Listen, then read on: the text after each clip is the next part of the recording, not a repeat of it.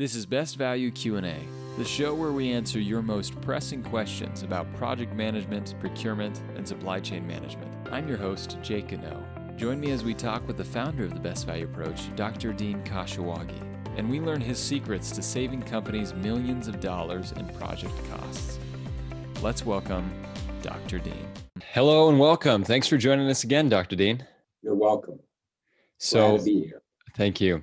So this week we're wanting to talk about project management, and just to start off, how long have you been in the project management industry or studying project management? It's really hard to put a start date of when I started studying project management, but a rough number would be 30 years.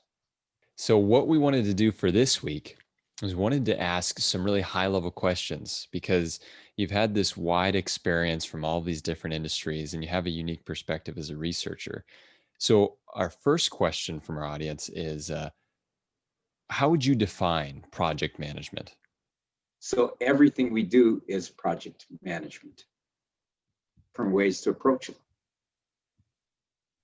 One way is to do the traditional manage, direct, and control. Most people are in traditional project management. I propose that there is a far more efficient way to do project management, and that is by taking a leadership approach, which means we identify and utilize other people's expertise. Therefore, my optimal look at what project management should be is a leadership role in which the project manager minimizes what they say and do. So then what does the project management do? What is their objective, or what is their role? Their role is to make sure that some expectation, objective, or over time, a service level gets achieved. And why do you think if I'm, in the C-suite, or if I'm owner of a company, why do you think an owner would need a project manager? An owner needs a project manager unless they're going to be the project manager. An owner needs a project manager to actually facilitate getting the service. And so what makes a certain project manager stand above the rest? How can you look at a project manager and say, oh yeah, that person is really good at finding a service? Project management differential comes in quote, meeting the expectation, or by defining what the deviations were in meeting the expectation. So if a project manager 100% of the time delivers the expectation, they're a very high performing project manager. So if a project manager says, we're going to get XYZ results on a project, and they're able to predict that 10 out of 10 times, that's what a good project manager is. Yes. And if deviations occur, the project manager is perceptive enough to identify what caused the deviations. That's a simpler answer than I thought. Yes, all project management is to identify and utilize expertise. So it really comes down to outsourcing then, you would say? Yes, because in doing projects, the general population of industries and services believes that the problem is caused by a lack of technical expertise. But I think they're wrong. The shortcoming is the identification and utilization of expertise. And that's where we need project managers. Those who can identify and utilize expertise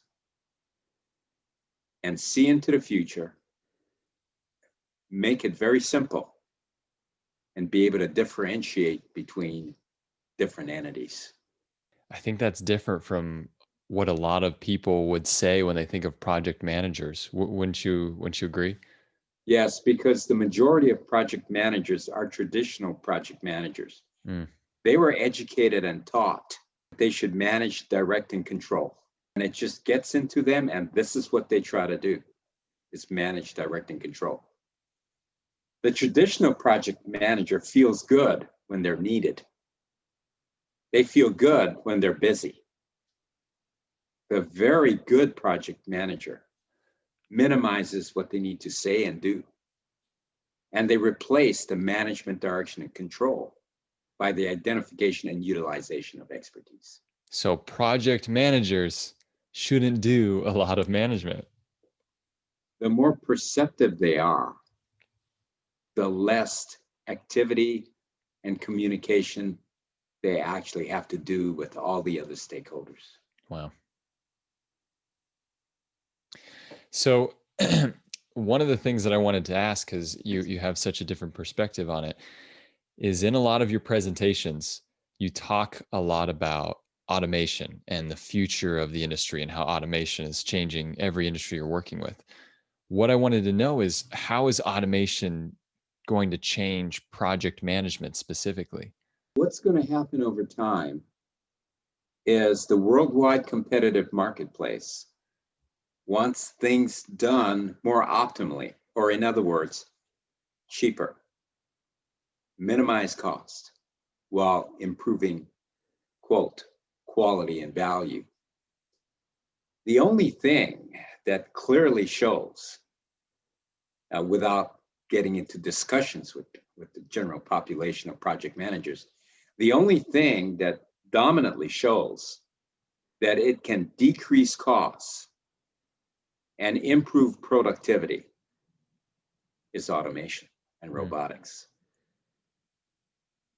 Because it replaces the human cognitive processes that are required on a project.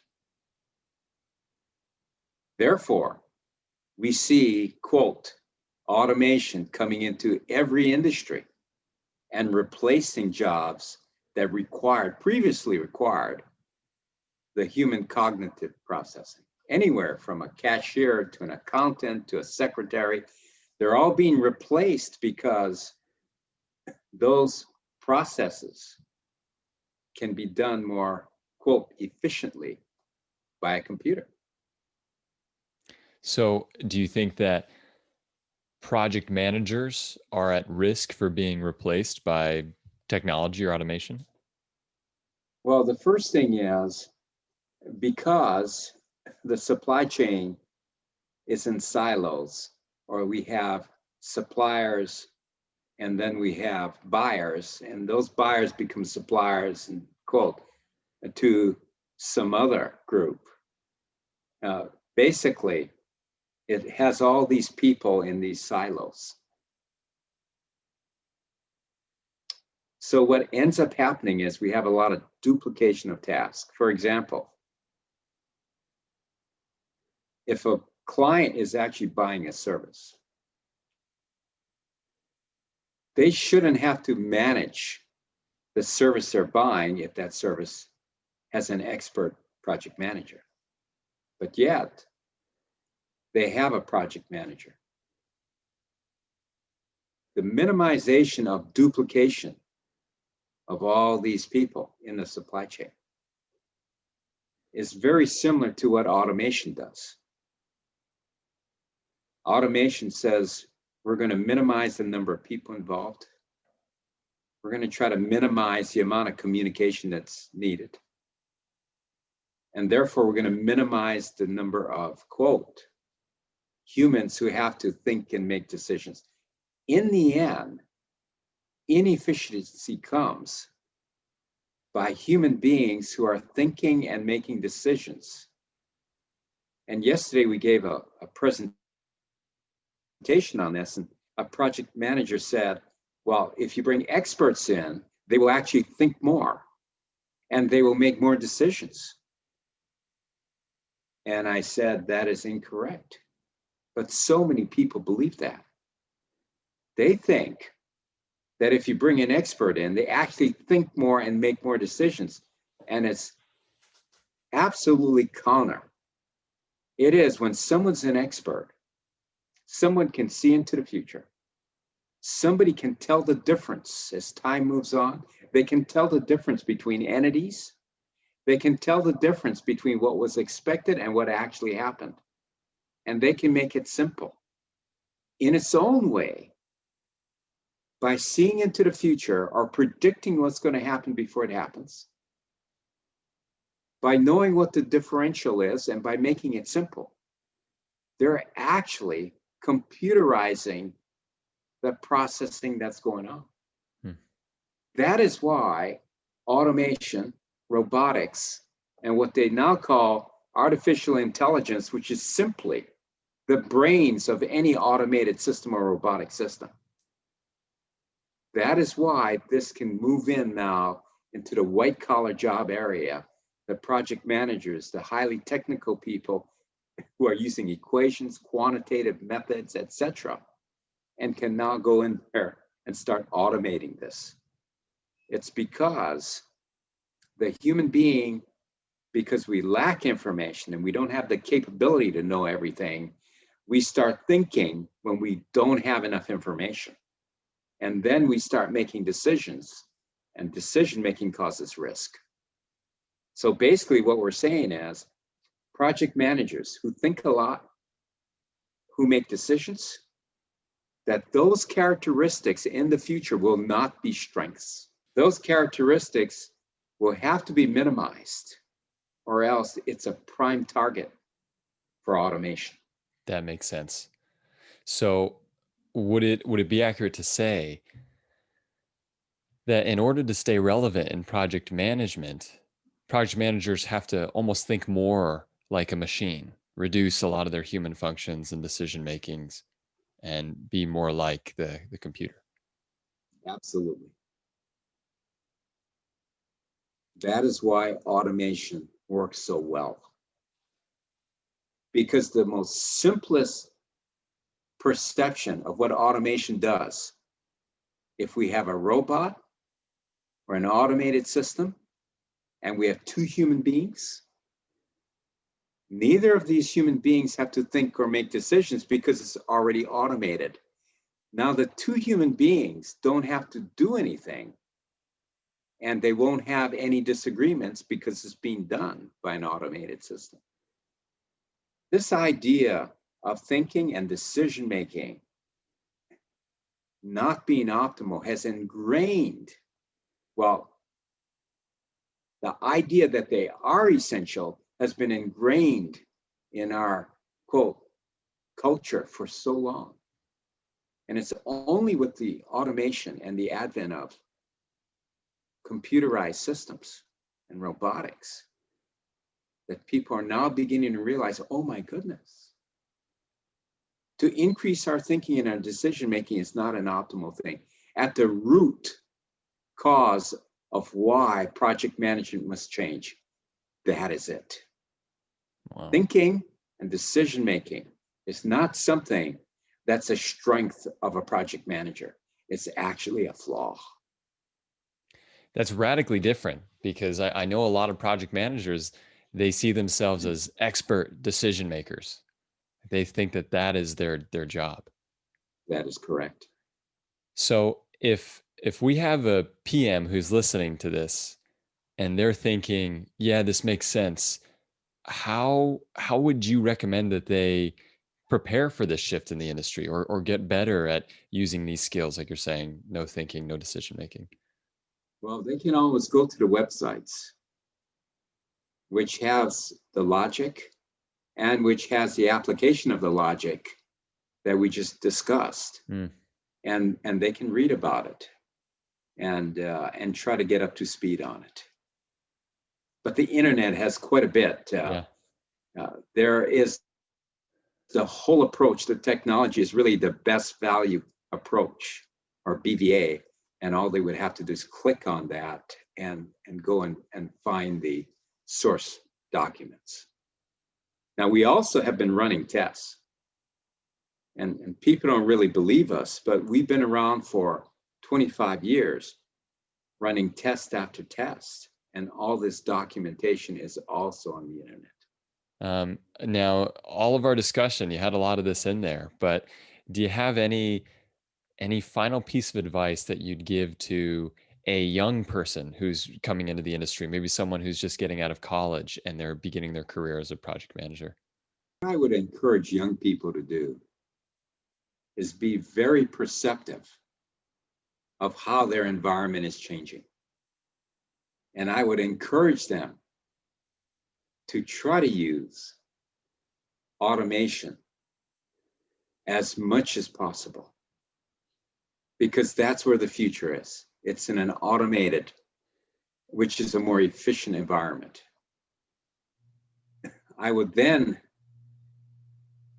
recommend to those who can understand what I'm saying to do further reading and further application in their jobs, wherever they may be, realizing that everything that happens that they have to be responsible for is a project. And so if they understand or saw this quote podcast, the ones who can understand are the ones who have an affinity to this. These are the ones who are going to be the successful project managers of the future, and they'll do well. That's great. Well, for any of you listeners out there, we'll put some material in the description below, some links for you to check out. But Dr. Dean, we really appreciate you taking the time to answer all these questions. I think that was great information. Not a problem. Okay, we'll see you next time. Take care. Bye-bye. If you enjoyed this video, make sure to hit the thumbs up button and subscribe to our channel for more content. If you have any questions about the best value approach or for Dr. Dean, leave them in the comment section below and we'll get to them in a later video. Thanks, and we'll see you next time.